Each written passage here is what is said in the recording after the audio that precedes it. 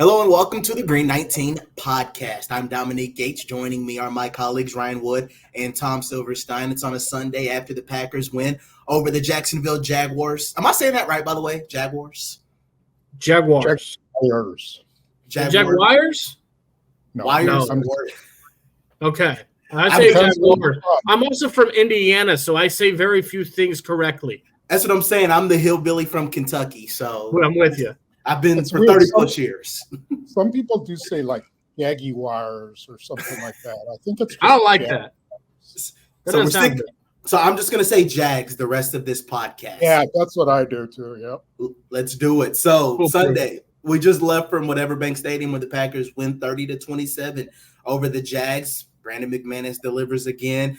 Backup quarterback Malik Willis comes in. We're going to be jumping through all of those things with Jordan Love's injury, the big kick, Josh Jacobs' strong performance once again, looking at the defense, and so much more on this podcast. So thank everyone that is going to be checking out this show. So let's just kind of start with general overview of this game before we kind of dissect and jump into everything. And Spoon, I'll start with you. Just getting a 30-27 victory. Was it pretty? No. But did they get the win? Yes. And everyone has made it clear that wins in the NFL, it's hard to come by. So just, what did you make from what the Packers were able to do on Sunday? Well, they did what good teams do, is they made just enough really big plays. Like they've got, 5 or 6 guys who made plays that mattered. And how many times have you gone through a game, and especially with the Packers, and they just didn't have a guy who made a play at the clutch moment, especially on defense. And they had several big plays on defense, even though they weren't playing all that well defensively in the second half. They did what they had to do to flip the game in their direction. So from that standpoint, it's one of those games where you hope you get out of there alive. And I think that's what Matt LaFleur feels like, especially with Jordan Love going down. But 2 things. So I don't think from what I've been told, the Love injury isn't that serious, but you never know until they do an MRI and you see, what the extent of it is. And those are always injuries too that could get worse depending on how much you play.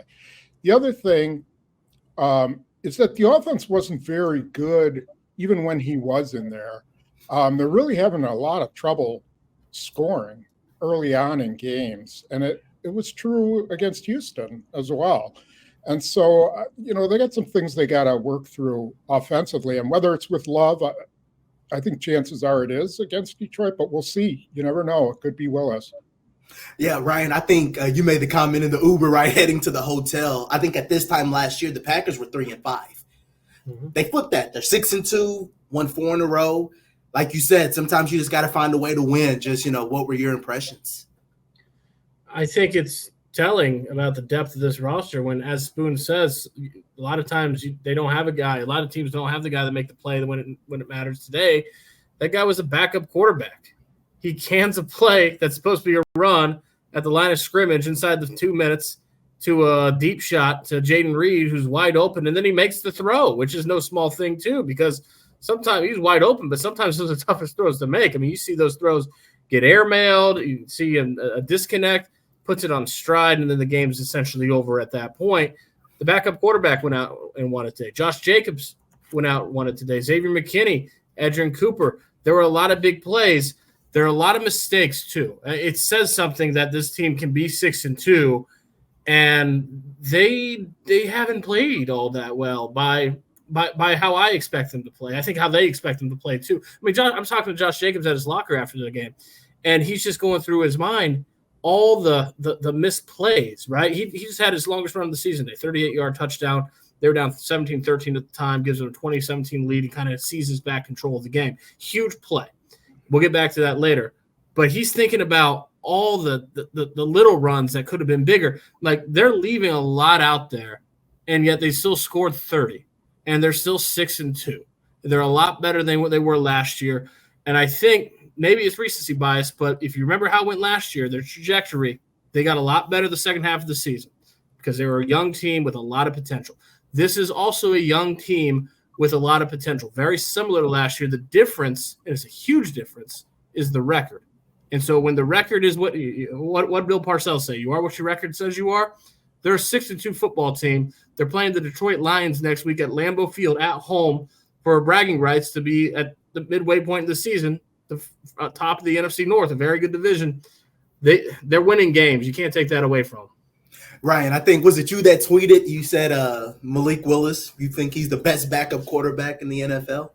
He might be. I'm not going to pretend I know every single backup quarterback in the NFL. I don't.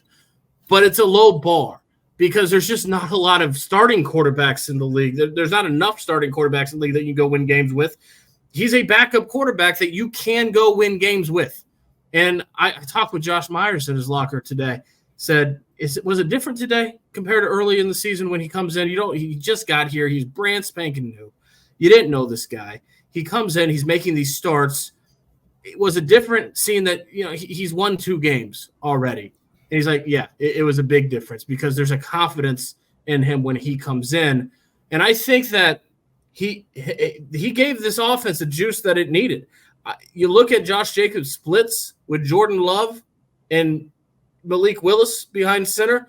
He had a much more effective time with Malik Willis because look at that 38-yard touchdown, which Josh Jacobs told me he broke the rules on that play. Elton Jenkins with the left guard pulling right. You always follow the pull guard when you have a pull guard. You never cut away from the pull guard. Josh Jacobs cuts left. He goes to where the blockers aren't. There's a lot of open field there. One of the reasons there was a lot of open field is because the Jaguars safety got a free pass into the backfield. No one blocked him, but he had to stop his feet. He had to pause and his eyes were on Malik Willis. They weren't on Josh Jacobs because he might pull the ball. He's he saw it on the 20-yard scramble today.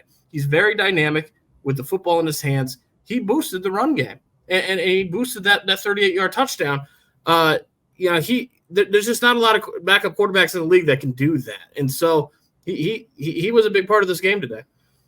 Tom, a question for you. You look at Malik, what he did against the Colts and the Titans, I would say, of course, it was impressive, but I think the biggest difference for me, he at least had time, like practice reps with the starters to really kind of get a feel for it. This time he gets thrown in, late in the game and does what he does. What has impressed you, if any, about what Malik has done just jumping into this role? Because, he's been in Green Bay for all of a month now. Yeah, I'm going to dump a little bit of water on that. Malik Willis is a good complement to what these guys have. He doesn't turn the ball over. He does possess a good run threat. And I think that does open up their run game. But he's not a passing threat. He just is not. There was the play, I'm trying to remember what it was where, it was a slant to Romeo Doubs. And everybody, the Jaguars knew what it was. They knew it was coming. And he just couldn't come off of it, and go somewhere else. And that's part of the weakness. But, in a small point, in a small situation, slice of a game, he was what they needed. He gave them a boost. Jameis Winston threw for 3 touchdowns against the Baltimore Ravens today. That's not bad. I don't think Malik Willis can do that. I don't think if he goes up against the Detroit Lions that he can throw for 320 yards and win a game. But in the situation he was in today, he was just what they needed, and then, you get a little good play calling and a good way to use Jaden Reed at the end. And it's just sort of the Packers have a good offense and he fits in it. I give him a lot of credit.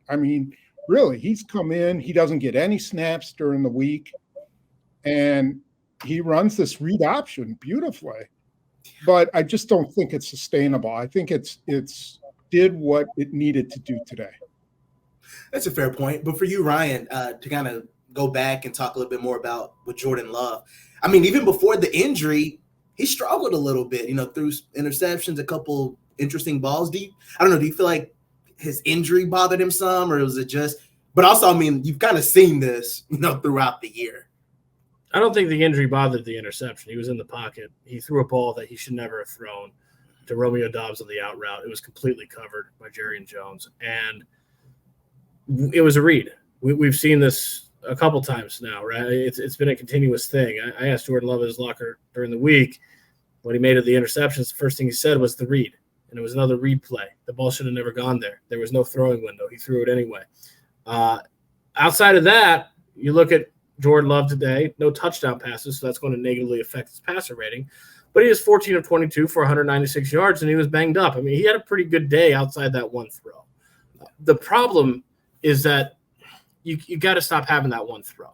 You want to – because it was completely avoidable. Some interceptions are going to happen. I'm not saying that. But that interception was completely avoidable. There's no reason for it. And it's happening more times than not week to week. So I think that's where they need to clean it up. And certainly Jordan Love's arm is way more dynamic, way more talent in Jordan Love than Malik Willis. He might not be the runner because Malik Willis, he's dynamic running the football. But this is a league where quarterbacks have to throw. And Jordan Love's got one of the best arms in the league. So he makes a lot of big plays with that arm. So there's no comparison there.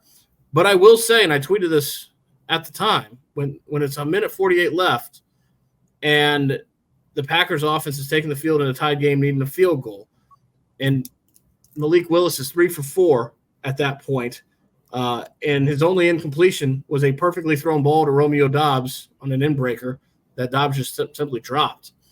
I said, if I'm the Packers, I have a lot of confidence right now putting the ball in Malik Willis's hand because I've seen him for 2 stars. I saw what he did in Tennessee. He can make plays, and most important thing, Malik Willis takes care of the football.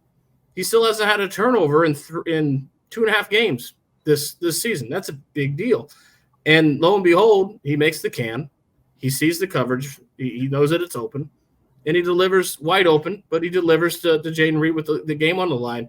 I think that's the difference now with Malik Willis. He does not. There's no quarterback controversy here. Jordan Love's the quarterback. He should be the quarterback. He's miles more talented in his arm.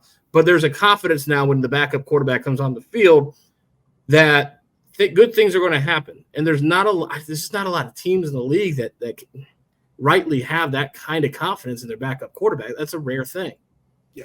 Tom, for you, I guess, what do you kind of make of Jordan Love's just day and everything, how it kind of transpired throughout this Sunday? Yeah, there is some sort of I was going to use the word disconnect, but that's not the right word. There's just like the engine isn't quite running right, like it's low on oil or something like that. It just isn't great continuity in what they're doing. They can't run the ball when he was in the game. Then all of a sudden they can run it when Willis is there. So I think that needs to be looked at.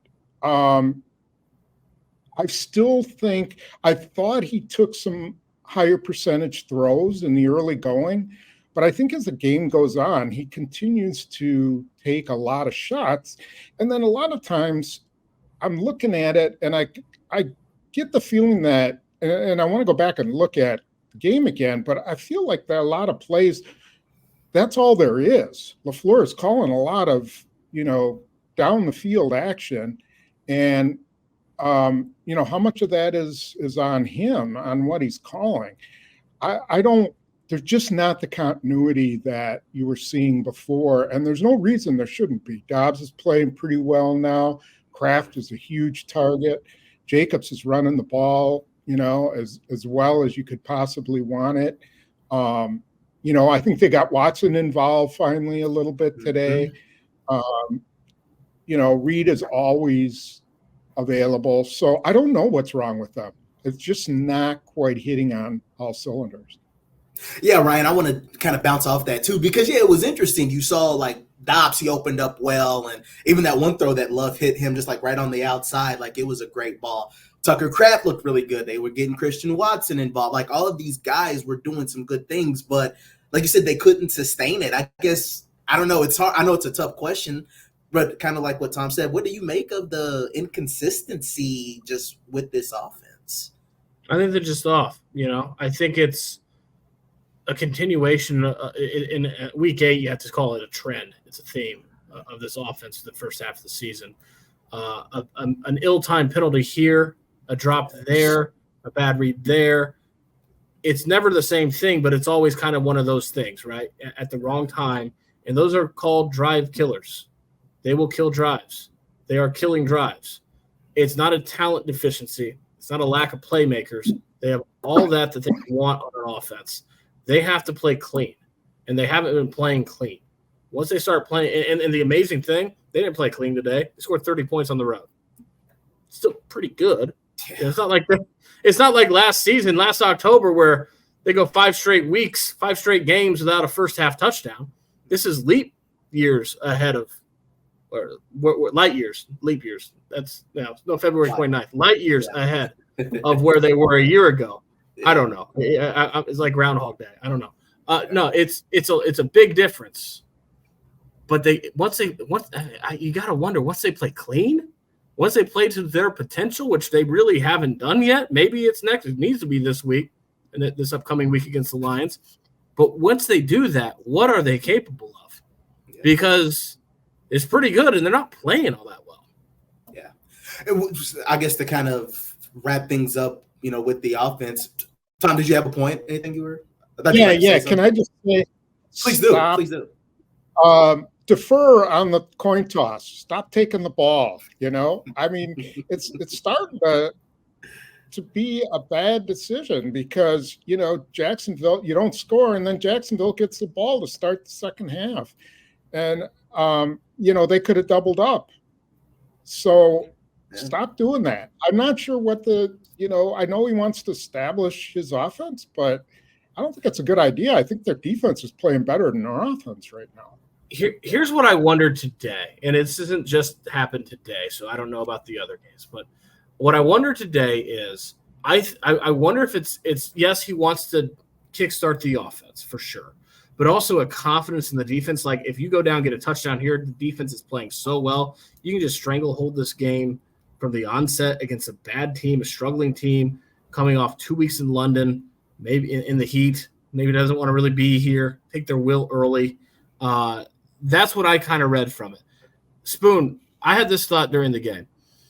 This team right now reminds me an awful lot of 2015 because it's in the past 10 years, it's the only other season that I can remember. In this offense, let me be clear, this offense is still much better than it was in 2015, year that they lost Jordy Nelson in the preseason. It was a rough year for the offense. But that's the only other time I can remember thinking this Packers defense is the better unit. It's better than the offense. And I think right now, the Packers defense, I know they got gassed today in the heat in the fourth quarter, the second half. It was not a good finish, but they didn't give up a first down until there was 6 minutes to go in the second quarter. This Packers defense is better than the offense right now. The only other time that I can remember thinking that, and tell me if there's something I'm missing, was 2015. It reminds me a lot of that year.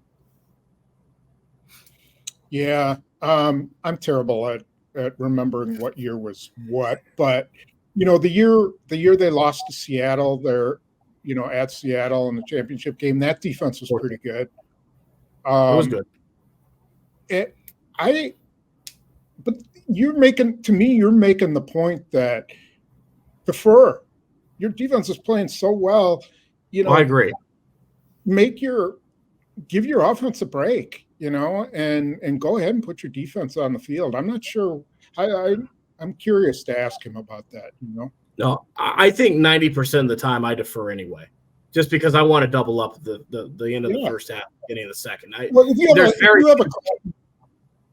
you have a crappy defense, I'm not sure I would do that. But yeah, they got a defense against a team that was not playing very well offensively, and sure enough, imagine if they had deferred and forced a punt on the first possession. Although the way that punter was kicking, it probably would have still gone out at the 2-yard line like it did, That was like one of the best punts I've ever seen, like in my life. I think that is the best punt I've ever seen. Look at the game. Are you kidding? It was nuts. Yeah, but you guys said it best, though, as far as with this offense. The first 3 drives, punt, Jordan Love interception. But you mentioned with the defense, what about Xavier McKinney? He gets that interception, and then it turns into, I believe, it was a Josh Jacobs touchdown. Just for both of you guys, just what did you see, from the defense? Obviously, wasn't the best defensive performance. Quay Walker didn't play. Evan Williams went out with an injury for his hamstring. But again, it felt more of maybe a bend don't break type of defense, but they got the plays when they needed to.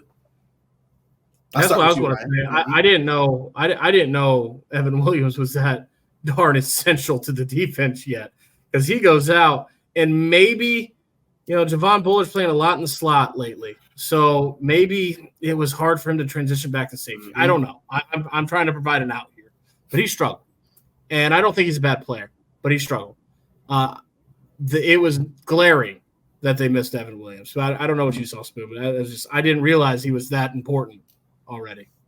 Yeah, go ahead. Yeah, I agree. I think, on the play on Evan Ingram's touchdown, Evan Williams is probably at least competitive there. Yeah. And it was a great throw by Trevor Lawrence. He put it where only Ingram could get it, but that's the kind of play where Williams, kind of excels when the ball is up in the air like that. Bullard had a rough game, but so did, Jair Alexander pretty much shut everything down on his side.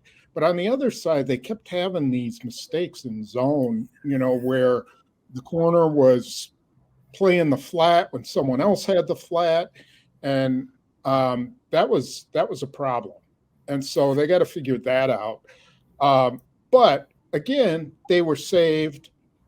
Edgerrin Cooper proving again that he needs to be on the field almost all the time. He has a sack that forces Lawrence to cough up the ball. And then Devontae Wyatt should be playing hockey with the hip check he gave Evan Ingram on that play. That was one of the smartest plays I've seen in a while. He just cleared him out of the way before he went for the ball. And it opened up, the lane for him to recover the ball on the 5-yard line. And then Cooper's breakup on that. Christian Kirk. He covered so much ground. And I talked to him about it after. He said he punched it out. I'd like to see it again, but he said he did it on purpose. So, I got to take him for his word. But, man, he covers a lot of ground. That was a special play, special speed. The only time all day that I saw anyone maybe run faster was Edgerrin Cooper coming off the sideline when he was late getting onto the field before the snap. So, it's a reminder that, he's still a rookie. He's still going to have some of those brain fart moments, for lack of a better term. But he's got special speed. I couldn't believe a linebacker made that play. Bottom line for the secondary is that every DB that Packers had on the field today was still better than Darnell Savage. So they have that going for them. That's true. Yeah. That's true. Oh my! Is there a bigger mismatch? Is there a bigger disadvantage in the NFL than Tucker Kraft against Darnell Savage? What's it like watching? What is it like watching that guy? It's like a basic throw. He's wide open, and then he pretty much drags the guy for 30 yards down the field. He's just it's crazy just to see some young guys playing so physical like this. Well, Darnell Savage wasn't the guy that ended up tackling him. That was Cisco, the safety. Darnell Savage is the guy that I missed it at the beginning. It wasn't until the replay that I saw it. He's the guy that dived at Tucker Kraft's feet, which is, my colleague Keith Doherty tells me in the press box, he said, yeah, you'll see him. It'll look real familiar. I see it. I'm like, yeah, I've seen that before. It was the classic Darnell Savage of let me just dive at the feet, and a complete non-factor to the play. And then, then Tucker Kraft is doing the business for 30 yards with Cisco downfield. DBs in general, but most of them try to tackle. So just diving. It was such a smart play by Kraft. It was a leverage situation. So that safety is coming across, they're both running at an angle, and Kraft keeps running at that angle, because he just has a half step of leverage on that guy, and he's keeping him on his right shoulder and making it really tough for him to bring him down. It was such a smart play on his part. Yeah, you got to really admire that play. You know, he was mad that he didn't score. I'm not sure that he should have scored, but it was a really impressive play as you're watching it. He made up for it. He got in the end zone later, and now he's got 5 touchdowns in 8 games. He's turning into some type of player. He celebrated National Tight End Day on the right foot. Speaking of smart plays, just hearing you talk, Spoon, you reminded me of this. What about Chris Brooks? I mean, in that situation, a guy that most times, especially, I mean, if it was me, I'm like, oh, I've never scored an NFL touchdown. I'm scoring. I'm doing my best dance possible. I'm trying to go viral, like everything possible. But he stopped, put them in that position to win. And I guess I'll start with you, Ryan. I guess how much does that show just this depth at running back they have now with Chris Brooks coming in, obviously Josh Jacobs, Emmanuel Wilson, and you still got, Marshawn Lloyd, who's not healthy yet. I mean, that's another group that's really just showing some things. You know what I learned is that situation might have the best name in the Packers lexicon. Matt LaFleur said it's called a Rolex moment. Want to keep the clock running. That's pretty clever. Matt LaFleur was very effusive about his his third string running back after the game. Said that he's been a good addition, special teams player. That his time's coming. But yeah, it was. Didn't you ask Dom? Were you the one that asked Josh Jacobs after the game if he'd go down in that situation? And he's like, oh, they didn't tell me. They didn't tell me I'm not doing it. Yeah, yeah, I love it. I know. So. I want to look at his contract. I'll bet you there's like incentives for TDs, and there's no way he's going down for that. That's money. Nope. That's right. A business. Not a week 8. Yeah. Maybe the playoffs, but not a week 8. That's true. So yeah, that was big. So. They had the right guy in there because, he doesn't want to get cut. So he's going to do whatever LaFleur told him, But it's really smart because, he takes, a couple of steps and nobody's touching him. And you got to quick, process that and go, oh, they're letting me score. Yeah. And not score a touchdown, which a guy like that wants to do. Mm-hmm. That's true, but who knows what we could have been talking about if he scored. They might have had a crazy moment. They go down the field, score, go get a 2-point conversion or something. Anything could have happened in that situation. Because the defense was gassed at the end. It was hot. It was a hot day. It was 84. Into the game, final 5 minutes of the game is 84 degrees. Felt like 86, according to my phone, the weather app. And it's hotter on the field by a lot. I mean, it's probably triple digits on the field. So they were gassed. Yeah, they didn't seem like they had a lot left in the tank at the end. So what does LaFleur do if that's Narvison? Okay, pray. I don't know. No, that was a 24-yard field goal. Even Braden Narvison can make that kick, right? Yeah, he should. But if you have any indecision, do you just say, "Screw it, let's score"? Yeah, which is a great segue. A great segue to we can jump into kickers now. How much has Brandon McManus in your opinion? I'll start with you, Ryan. Just in your opinion, how much do you think it has changed? You can say the confidence of this staff. Like you said, if they're in a situation where, okay, we can kick it, we'll go with this guy instead of maybe trying to gamble on maybe a 4th down play or something like that when they're on, that side of the field. Well, I know that this week felt totally different than last week. Now, it was 20 yards different than a kick, so that's part of it. But I don't know. I mean, I think everyone who cares about good football and has watched the Packers the past year and a half might be a little scarred by the amount of just automatic field goals that haven't been automatic. Like, come on, just play the game the right way. These field goals are supposed to split the uprights. They don't split the uprights. That's wrong. So last week I was like, okay, here they go again. Is this going to be another calamity? And he did it twice, right? Not once, but twice. After the timeout, the snap on the ground made it look simple. So this week I was like, oh, that's nothing. But Dom, who'd you ask about whether he looked this week? What'd you say? Say one more time. Who'd you ask in the locker room after whether they actually allowed themselves to look at the kick this week? Oh yeah, Josh Jacobs. Yeah, last week he said, "Man, I'm not looking. I can't look." And then after the game, I was just like, "Did you watch this time?" He said, "Oh yeah." He said, "I knew it was going in." He said, "I watched him in warm-ups and practice drill a 60-yard kick." So he said when it was at that spot, he watched and enjoyed. 24 yards. Yeah, it's a basic kick. I would hope so. I don't want to take anything away from McManus because he's done exactly what they needed him to do. Doing this job. The test, of course, is going to be when the weather gets a little crappier and the wind is higher, and then, but I think, for him to get off to this kind of start was really important. He's kicking what's been given to him, which is perfect conditions, and when the bad conditions come, then we'll see how he deals with it. But he's got to be gaining some confidence. Wasn't one of the snaps high? Someone on the blog said one of the snaps was not very good. I don't know if it was an extra point or a field goal. Did you guys notice that? There was a high snap. I can't remember which one.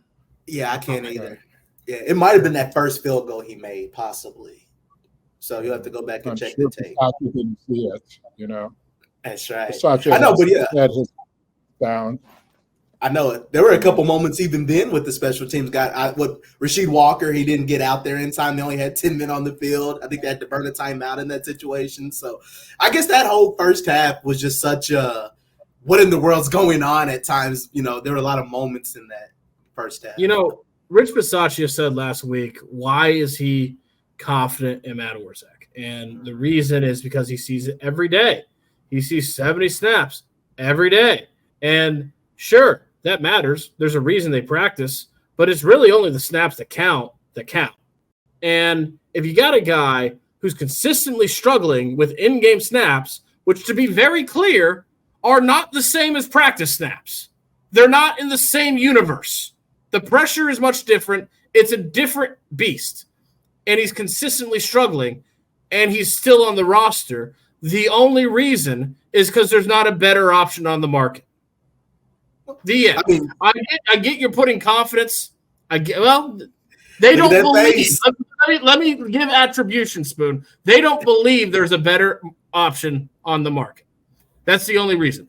Maybe there. Who knows? But I get giving your guy confidence. But this 70 snaps don't. If he's consistently struggling in games, and he has been now, it's got to get better, right? That's bottom line.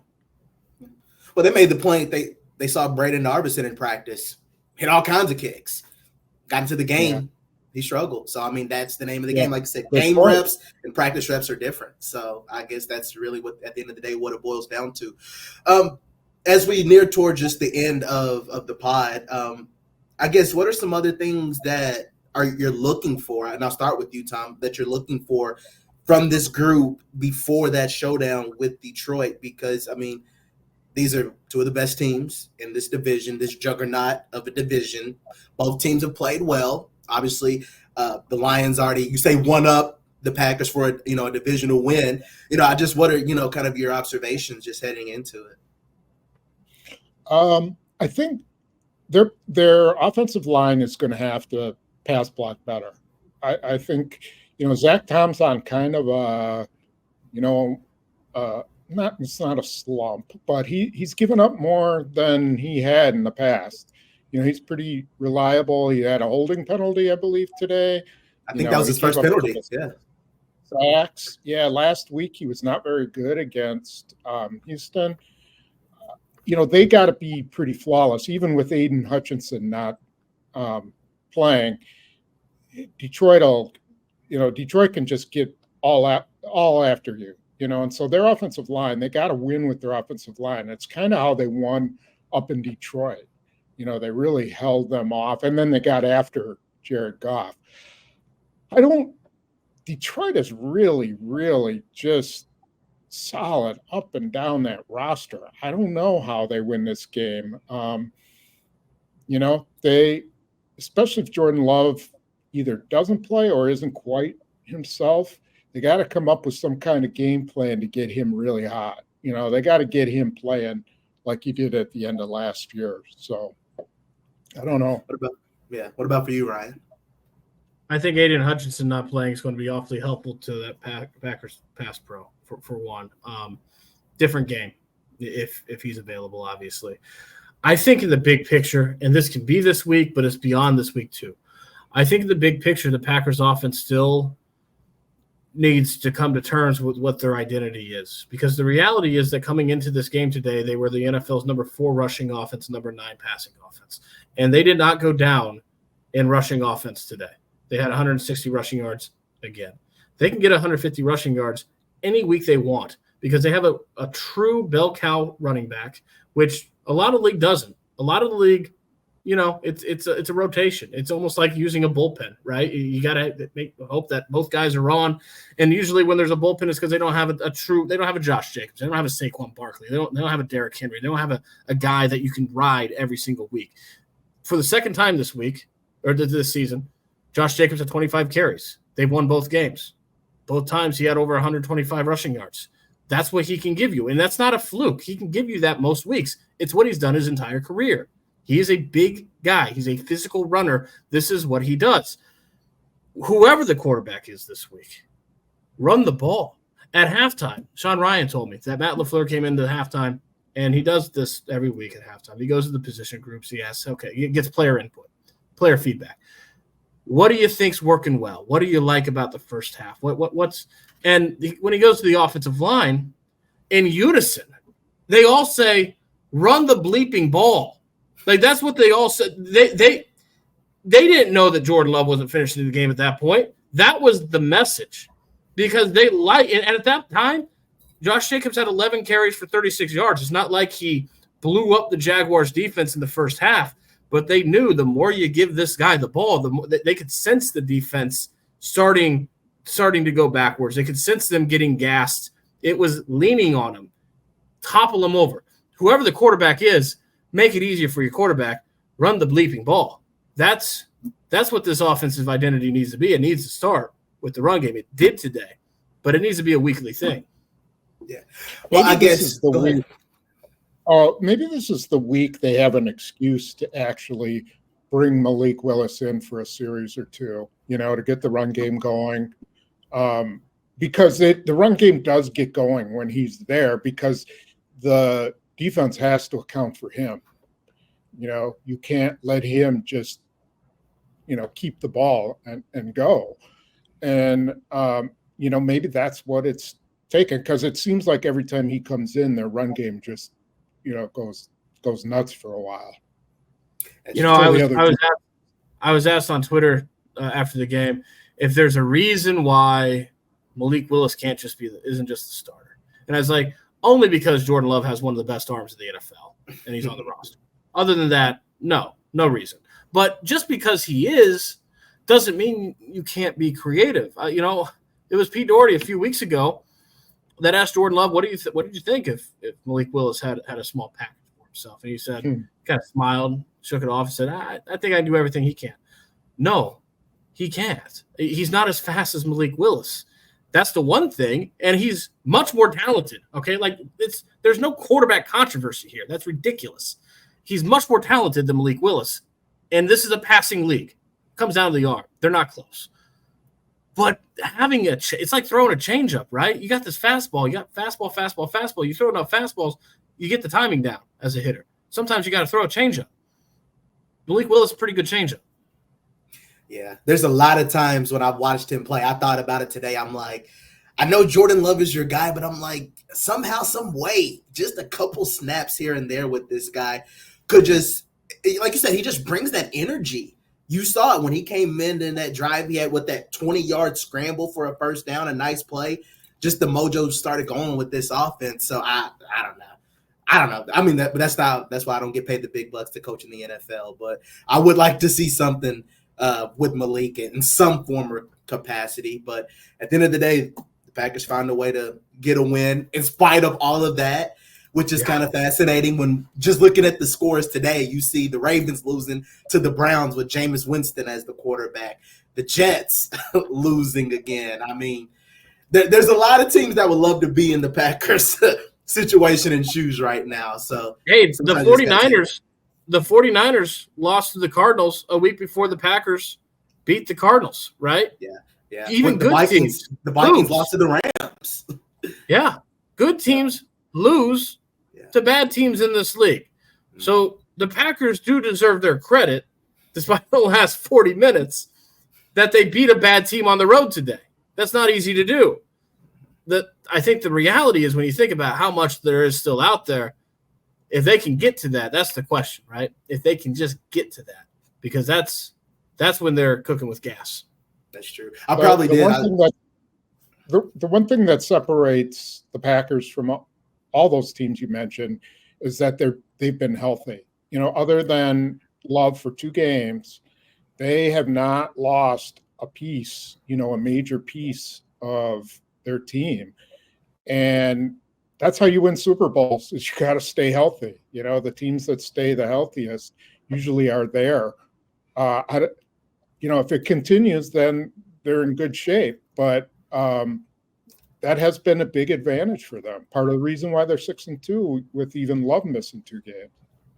Yeah, so it's going to be interesting to see this next Sunday game against the Lions, and then you get a bye week to try to some of those nicks and bruises. You can kind of clean those up and get ready for that back half of the season.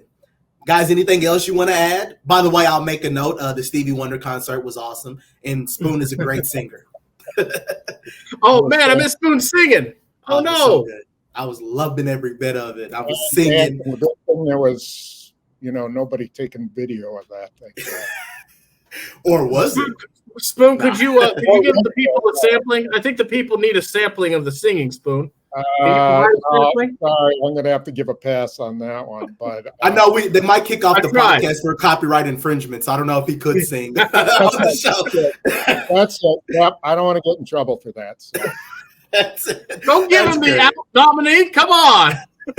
Maybe I might have a video. No, I don't have any videos. I'm up on him singing, but maybe one day. But no, it was an awesome concert, and it was really cool. And it was a blast. It's pretty incredible to hear this genius. He's 74 years old. He's been singing since he was like 12 years old, and he still sounds just incredible. And the way he plays and sings, and the band was great. The crowd was great. It was hard for me not to dance all night, but it was a lot of fun. And I did a horrible job of singing the background vocals for Stevie, but it was cool hanging out with Spoon outside of work. And we had a really good time. So it was great. So that does it for this week's edition of the Green 19 podcast. We're going to have a lot to talk about throughout this week as the Packers get ready for a huge home game against the Detroit Lions. So be sure you're following along, and we'll have another podcast later in the week to talk more and dive deeper into that matchup. So for Ryan Wood, Tom Silverstein, I'm Dominique Yates.